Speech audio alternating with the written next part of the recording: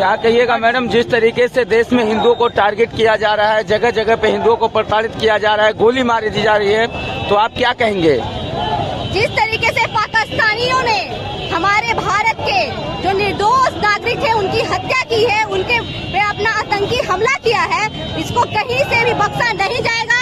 और हमारे Indian army जो है वो अपनी सेना तैयार कर ली है, तीनों सेना जो है वो तैयार है उसको, और आने वाले समय में उन्हें मुंहतोड़ जवाब देगी। जिस तरीके से उनकी जो मानसिकता रही है आतंकवादियों की, हमेशा जो नीति रही है, हमारे देश के यशस्वी प्रधानमंत्री आदरणीय नरेंद्र मोदी जी ने डिप्लोमेटिक एक्शन ले लिया है। बहुत जल्द जो है और भी तरीके का स्ट्राइक किया जाएगा। तीनों सेना जो है इस बार पाकिस्तान को बर्बाद करके रख देगी और आने वाले समय में हम लोग पीओ को लेके रहेंगे।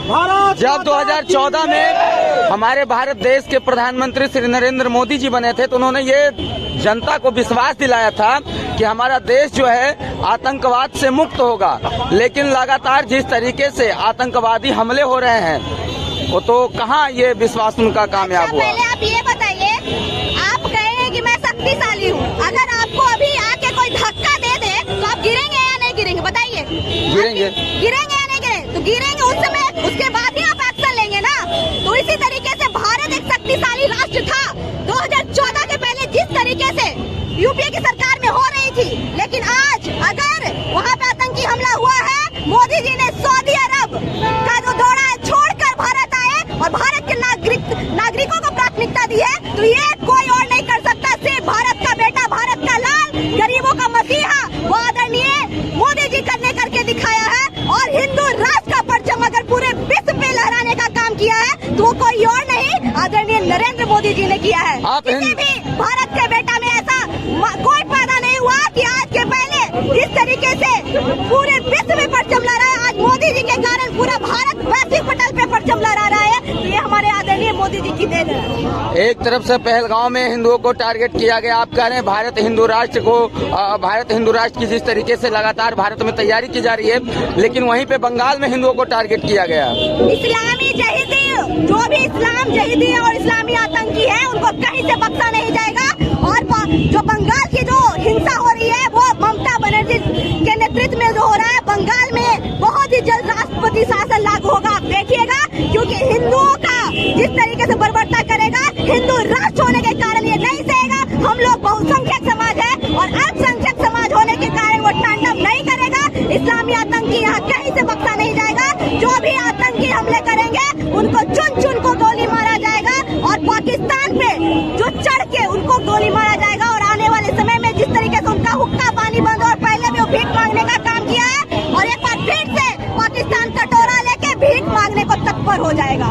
पिछले 3 साल से लगातार ऐसा कहा जा रहा है कि बंगाल में राष्ट्रपति शासन होगा, एक के बाद लगातार एक हमले होते जा रहे हैं, फिर भी मोदी जी का एक्शन वहाँ तक नहीं पहुँच पा रहा है। इस पे आप क्या कहना चाहेंगे? कैसे नहीं पहुँच रहा, पहले आप ये बताइए।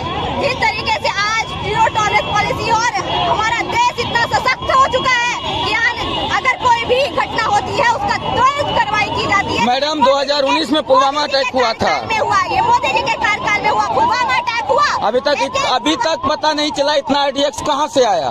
पुलवामा अटैक हुआ, लेकिन पुलवामा अटैक का बदला मोदी जी ने उन्हें सूद समेत वापस किया, और इसका भी जो है मोदी जी सूद समेत वापस करेंगे। में कांटा चुभ जाने से शेर घायल नहीं होता है।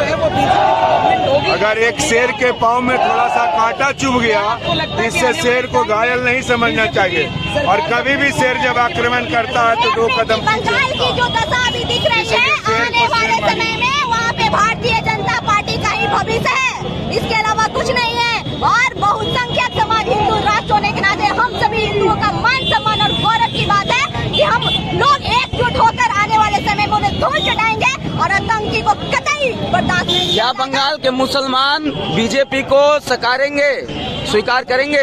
बंगाल के अगर मुसलमान में जरा भी अपने भारत के लिए, अपने देश के लिए भक्ति है, देशभक्ति है, तो जरूर स्वीकारेंगे। क्योंकि राष्ट्र से बड़ा कोई कुछ नहीं होता, राष्ट्र से बड़ा हम भी नहीं है, राष्ट्र तभी हम है। और वो हिंदू है और भारत में रहते हो हिंदुस्तानी है। हिंदुस्तानी होने के नाते उन्हें हमारे भारतवर्ष के लिए, भारत की सुरक्षा के लिए उन्हें भी साथ देना ही होगा। अभी पहलगाम को लेकर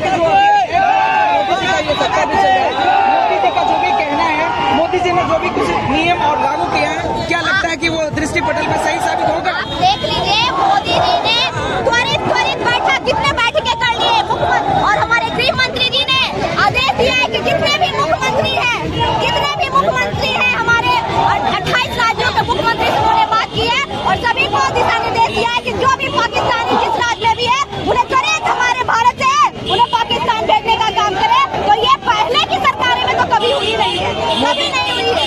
मोदी जी को तो अभी जो अभी बिहार में मधुबनी का दौरा करें, ये तमाम दौरा करें, क्या लगता है कि मोदी जी को वहाँ नहीं होना चाहिए? मैं पहले आपको बता दूं, जो मधुबनी का दौरा था वो बहुत पहले से प्रस्तावित था और जब प्रस्तावित हो चुका था, सारी चीजें हो चुकी थी, सभी लोगों को निमंत्रण पत्र बढ़ चुका था, तो वो कार्यक्रम होना तय था।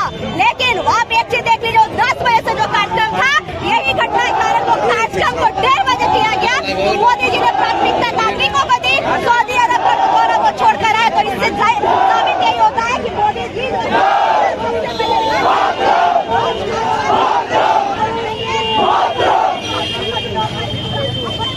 पाकिस्तान मुर्दाबाद।